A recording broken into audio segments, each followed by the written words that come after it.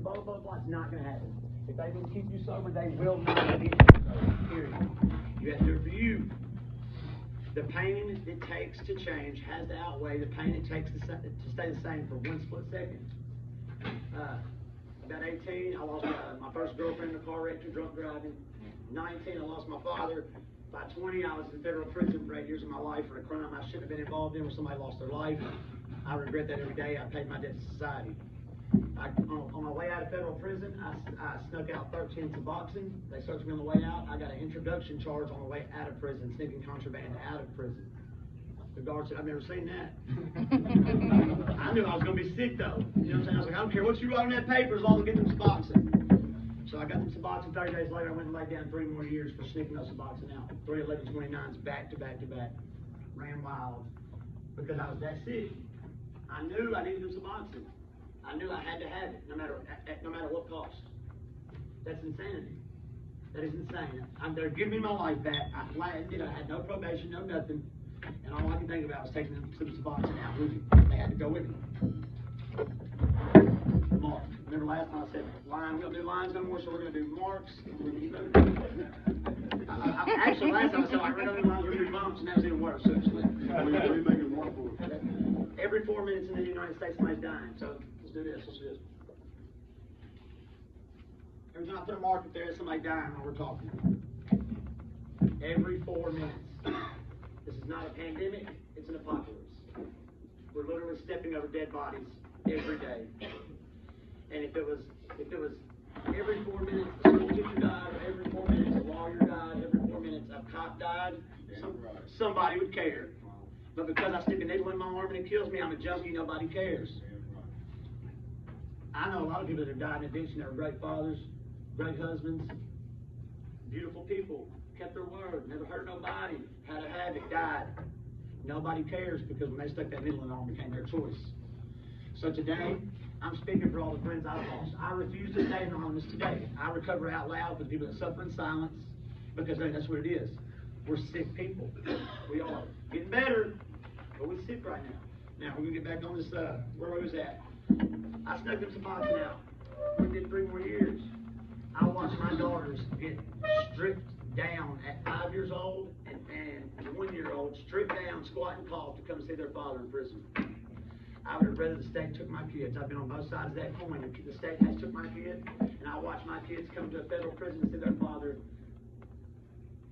getting stripped butt naked by a male guard and make them squat and cough to come see me. You see, they were a product of my decisions. I'm sorry, I was a product of my decisions. They were a product of their environment. The decisions that I made put them in that. That was my fault, not theirs. Same thing with my wife at the time. I loved her so much that she liked having sex with all my friends more than she liked having sex with me. Never did I look at the role I played in that. Had I held up my end of dealing with a father, been the husband she thought she was marrying, not went to prison, she wouldn't have sex with all my friends. She would just wanted me. But the part I played got me where I'm at. You know what I'm saying? And I know it was God's will because now I have a new wife, we have a baby on the way, and we get a restart. It's a whole restart. I can be a daddy again. And things everywhere I fell short because, we learn backwards. Everything I've learned in life is back here. We live forward. We live forward. So anyway, I got in prison, did 3 years on Suboxone, got out. I went to Memphis, Tennessee, and bro, if you ain't never been to Memphis, it is a Disney World for drug addicts. You know what I'm saying? COVID hit, bro, they were putting PGA pumps in every place. Every place I could stick hands in. Trying to get some pump, bro. Everywhere you went, it was like PGA. Bro, you good to go. It was amazing. But not only that, liquor stores started delivering. And liquor is socially acceptable.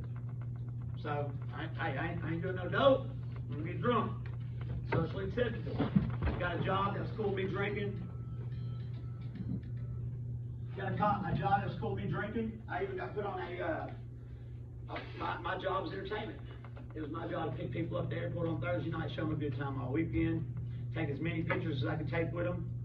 On Monday morning, I walk in the boardroom, sit across from them, hungover. I ain't got to say one word. They're going to sign any contract if they see me sitting on it. Because they know that they got 20 years of marriage, and we taking selfies with strippers. Blackmail. God's not going to honor that. God didn't honor that. I got sicker and sicker. My best friend owns a company today, and I called him. I said, hey, bud, I got a drinking problem. I said, I can't stop partying. He said, I'll send you a driver. And for 3 years, he picked me up for work every day, make sure I got where I needed to go. And he never helped me. He loved me so much that he almost loved me to death. He enabled me to the point where I was almost beyond repair. My last run, I ended up in the ER, full paralysis, shut down liver, kidney failure, alcohol-induced lymph nodes, alcohol-induced laryngitis, alcohol-induced ulcers. I was dying. But if you know what I mean, like, hey, we don't stop until we have a consequence, jail or ER, that's what it is. I'm not going to stop until I go to jail. I'm going to stop until you send me to the ER, and then probably not going to stop then, unless I'm made to. Drug patches never worked for me. Ankle monitor, I had an alcohol ankle monitor. I figured I could stick bologna in it. So the ankle monitor that checks my sweat every minute, I stuck a piece of bologna in it, I could still be drunk. This is how sick I was, though. I never got sober enough to change the bologna, so I would wear this stank-ass bologna. You laugh, that's funny as hell. He was dead serious then. Like, man, that dude cool as hell, but he stinks like a motherfucker. I would have to sleep with a Walmart bag around my ankle, tied off to get to bed, or we get attacked by a raccoon. I couldn't be sober enough long enough just to change the bologna. That's sick, man, sick. So, I mean, like I said, we all know how to ruin families. We all know how to go to jail. We know how to get drunk and get high. So let's get in the solution here. All right, so today I live in the solution. I was the problem. I am the solution, period.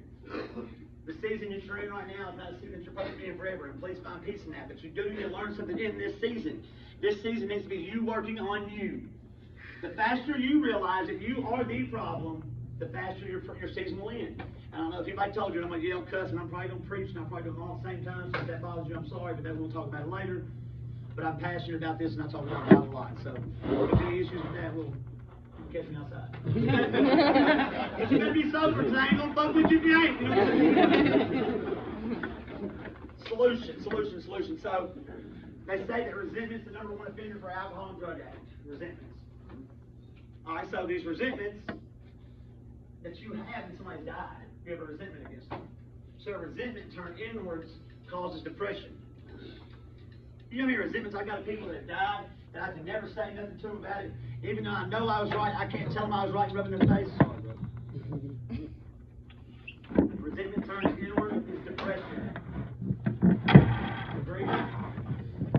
I'm sorry you can never say. I'm sorry they're owed you you'll never hear. All right, so this is where I'm at with it today. I live a life where I don't have to say I'm sorry. I don't say I get it right every day. And there's certain people I'm going to piss off, and I know it. But sometimes, if I piss you off, good.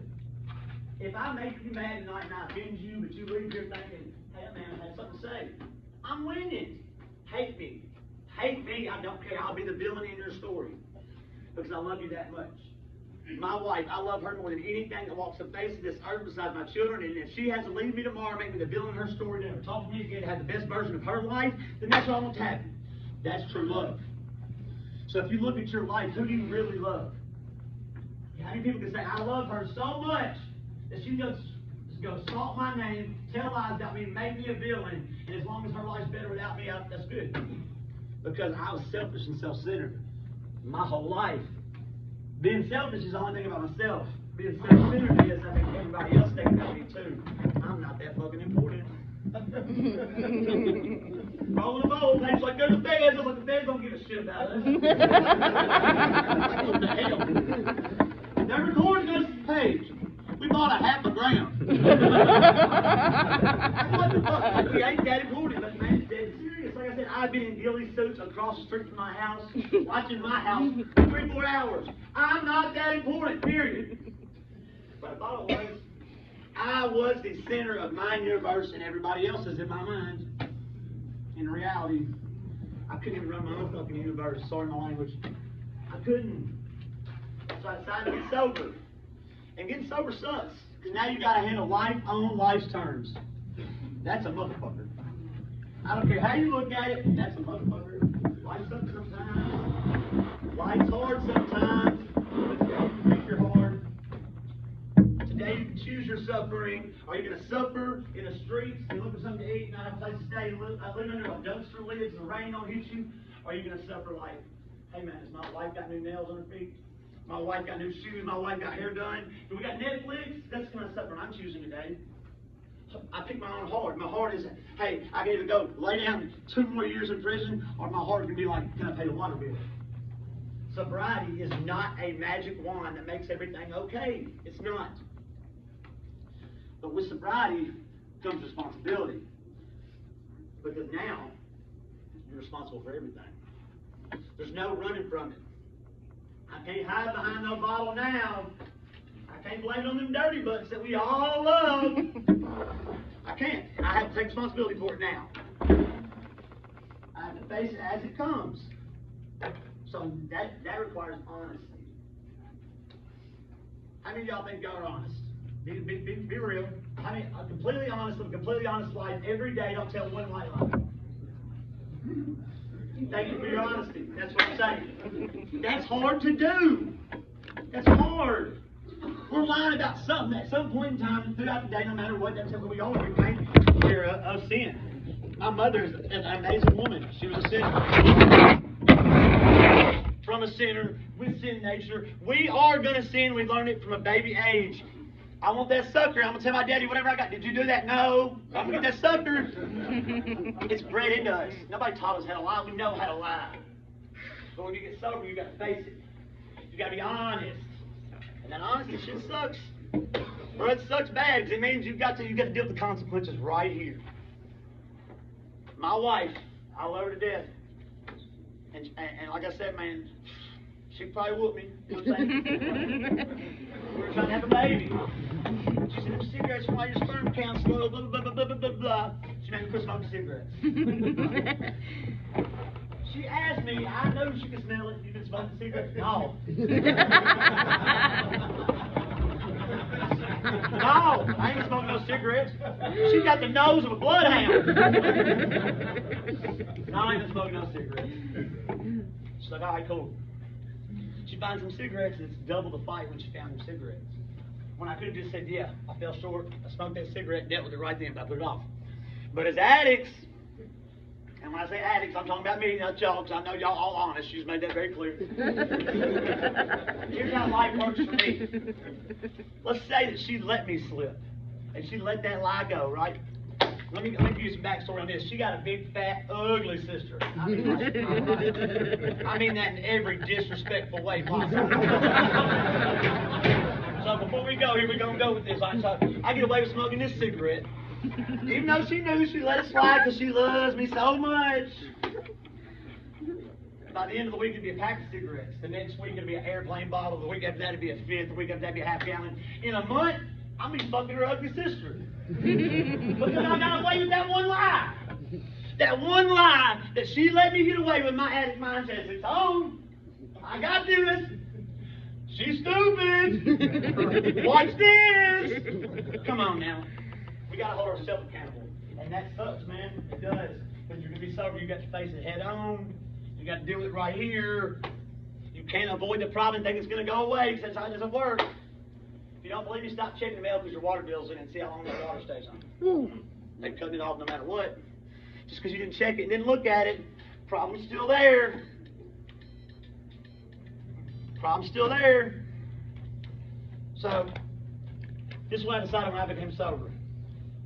I'm going to be honest, gut-wrenching honest with myself. And I owe everybody honesty, but I owe nobody more honesty than myself. Because the worst lies that I've ever told are the ones I believed. It's okay. Nobody's watching. You know what I'm saying? Nobody will know if you're going to have sex with her ugly sister but you. And I believed it. Those are the lies that get you in trouble because then you can live inside those lies. You can find comfort in them lies. And you can exist in these lies that are killing you. I can't do that. I've got to be honest with myself. I take an honest look at myself in the mirror and see the man I'm looking at for what it is. Hey, bro, you're slipping. You're not giving you all of you. At the end of the day, it's me versus me. I don't care about what you got going on. It's me versus me. You see, my whole life, I was looking for acceptance from people that I'll never get acceptance from. I wanted people to like me that weren't feeding me. I don't give a damn. Today, I don't care. if you're not feeding me, financing me, or the 3 F's of recovery, if you're not feeding, financing, or me, why do I care what you think about me? Why do I care? I'll tell you why I care. Because we have a magical magnifying mind. That's what the big book says. And I'm so upset with what Joe Blow at Walmart thinks about me when he ain't thought a second thing about me when I walked in the store. I gave him this space. Today he don't live there. Today he don't. If your opinions didn't build my house, pay for my food, or me. I'm only saying me because I'm trying to be respectful.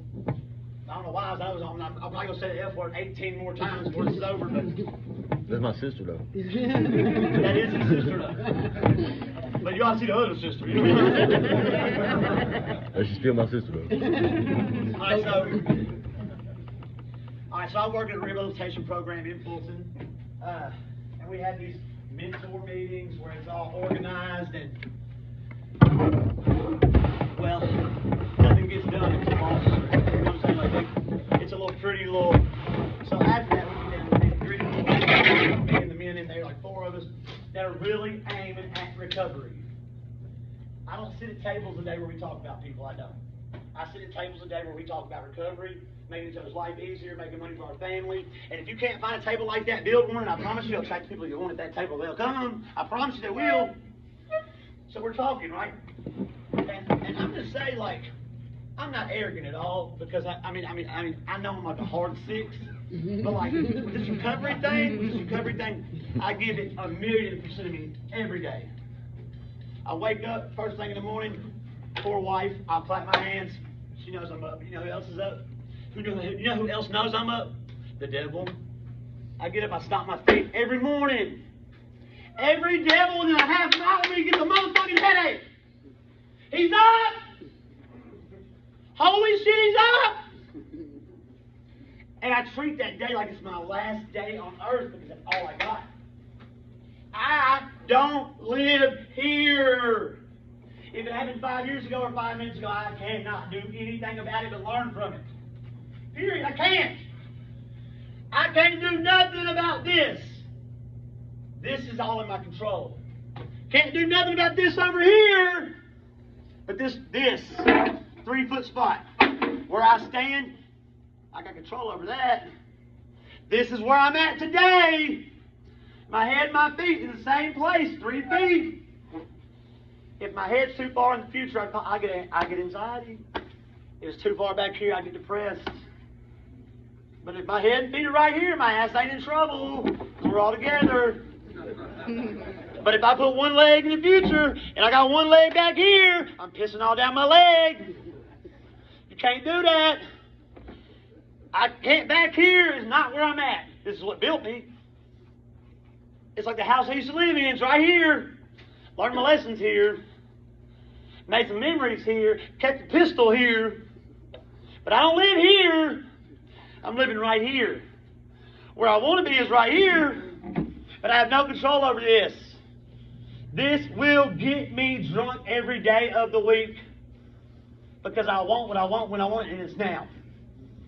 Not knowing that this is where I'm supposed to be. And that's what we're getting at with this, where I'm supposed to be. I'm not supposed to be thinking about next year. I'm just thinking about today. Big Book calls it a daily reprieve. I'll clean this chair, whoever the most important person in this room is, I'll clean the chair. So, a daily reprieve is what we're looking for, right? One day at a time. I'm sorry I fell short here. Mama, I'm sorry I made you cry back here. I'll do better. I learned my lesson. And I may fall short again on the same issue.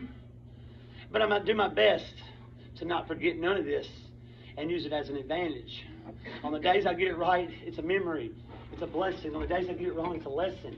Not a loss. I stopped counting losses a long time ago because I ran out of fingers, toes, and marks on the board. We have enough losses that would fill this whole room up. But if we stop counting them, it ends. The sickness will end. Count your victories. Those small victories, That's what gets you through the day. Because all you're trying to do is get through one more day, right? Y'all like, get out of this chair, bro. All you're trying to do is get through one more day, right? You got a raise, didn't Not yet, trying. Small victories. Let me tell you about a small victory, all right? All right, so I get up at, say I get up at 4:30 in the morning. Clap my hands, stomp my feet, you already heard it. If I do that whole little dance without waking her up, she's pregnant as fuck, y'all. If I do that whole dance without waking her up, that's a victory. Before 5 a.m., that's a victory. Brush my teeth. I'm a teeth brushing son of a bitch, y'all. That's 2 victories. Make her coffee, go in there, wake her up real sweet and trying to get yelled at. If she wakes up without me getting yelled at, that's another victory. 3. Get dressed for work. Make sure she's cool. We get in the car on the way to work. Victory. 4. I get to work, I say a prayer from the 25 feet from the parking lot to the door. Lord, please let them hear you, not me today. Give me the next person to help, and let me serve you today, please, Lord. Amen. Victory. That's 6 victories before I even get to work. You ain't gonna tell me I'm losing a motherfucking thing. I'm winning 6 times before most people get up in the morning. I don't count losses anymore because I don't fucking lose anymore. Perception, bruh. Is it zebra, white, and black stripes, or black and white stripes? Who gives a shit? Who cares? Trying to find a why behind the what when you're an alcoholic or a drug addict will get you drunk or high every fucking time. Yeah.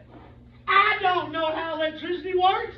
I don't fucking need to. I can't explain to you osmosis. Who the fuck cares? It works. Witchcraft, science, I don't know what it is. I don't fucking care.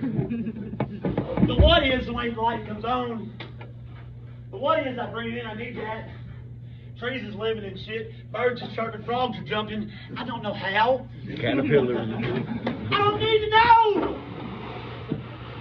Same thing with my God, man. My God, and I say God, I mean big G. My God. I don't care how he did what he did. My brain is not ready to understand that. I don't know how the guys that wrote the 12 steps and 12 traditions, I don't know how they work. I just know they do. Because I've seen it. I had 5 years sober, y'all. 5 years. And then you know what I did? Got cocky. Got arrogant. And You quit smoking. The body heals, the lie returns. Every time. We, as alcoholics and drug addicts, have something called euphoric recollection. Meaning, when I look back on my days of old, it was all good times. Man, you remember all them bitches we had? Man, you remember all that fun we had, all that money we had in our pocket? We don't forget the jail cell floor we laid on while we were coming down with the shakes. Or them jailhouse phone calls nobody fucking answered. We don't remember all the bad shit. It's like that black eye you wear when you got whooped. As long as you're wearing it, you know you got whooped. As long as I got this black eye, I got something to prove now.